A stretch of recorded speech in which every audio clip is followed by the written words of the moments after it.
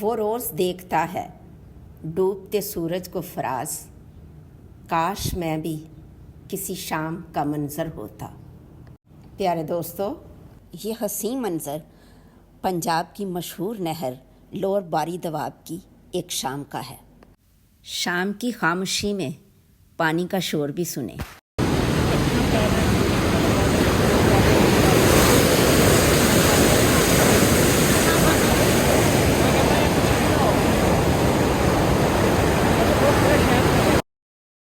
ہمارے کیمرے کی آنکھ نے سورج ڈوبنے سے پہلے شام کے مناظر کچھ اس طرح سے کیچ کر لیے کہ جیسے شاعر نے کہا ہو، رنگے ہاتھوں پکڑ لیا میں نے، شام سورج چرانے والی تھی۔ اور یہاں کیمرہ مین کو کریڈٹ تو دینا ہی پڑے گا، اور یہ کریڈٹ میری بیٹی کے کیمرے کو جاتا ہے جنہوں نے یہ شام کے مناظر کیچ کیے۔ قریب ہی چیچاوتنی کے جنگلات ہیں جن کی سیر کے لیے ہم شام کو آئے تھے اور اس نہر کو دیکھ کے یہاں پہ رک گئے۔ اس نہر کو لوور باری دواب نہر کیوں کہا جاتا ہے اور اس علاقے کی تاریخ بدلنے میں اس نہر کا کیا کردار ہے؟ برطانوی راج سے پہلے پنجاب کا زیادہ تر حصہ بنجر ہی تھا، کاشتکاری نہ ہونے کے برابر تھی۔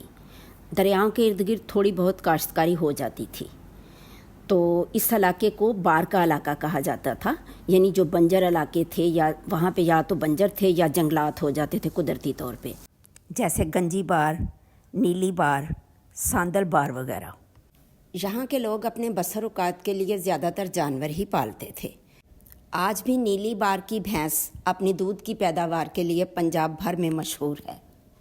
رینالہ خرد کا علاقہ دریائے راوی اور دریائے بیاس کے درمیان آباد تھا، تو شہنشاہ اکبر نے اس علاقے کو باری دو آب کا نام دیا، یعنی دو پانیوں کے درمیان کی سرزمین، جیسے پنجاب 5 پانیوں کی سرزمین۔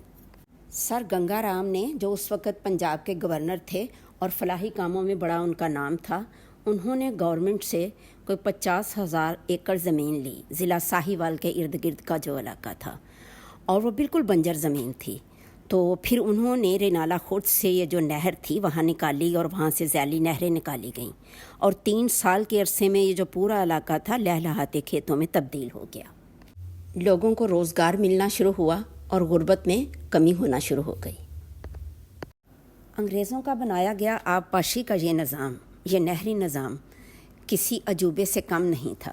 یہ اپنے وقت کا ایک بہت بڑا شاہکار تھا، کیونکہ یہ بغیر کسی مشینری کے محض گریوٹی فلو کی وجہ سے پانی جو ہے نچلے علاقوں میں جاتا تھا۔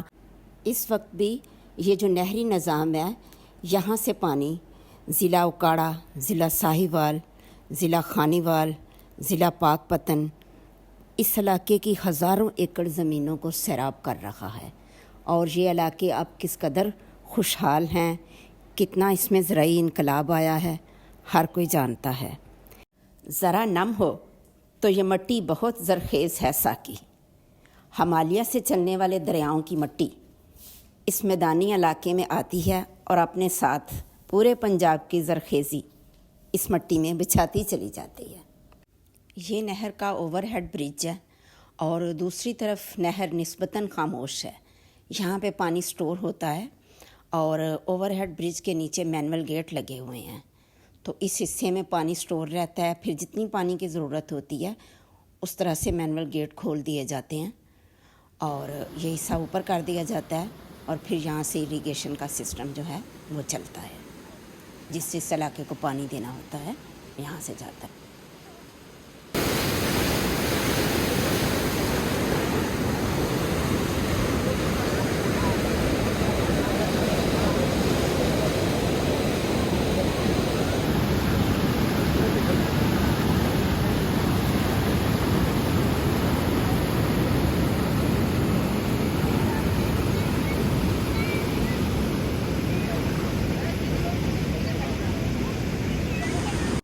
اس نہر کے ساتھ ساتھ چیچاوتنی کے وسیع جنگلات ہیں، اور چھوٹی چھوٹی وہاں سے کھالیں یا نہریں نکلتی ہیں جو پورے جنگلات کے درختوں کو سیراب کرتی ہیں۔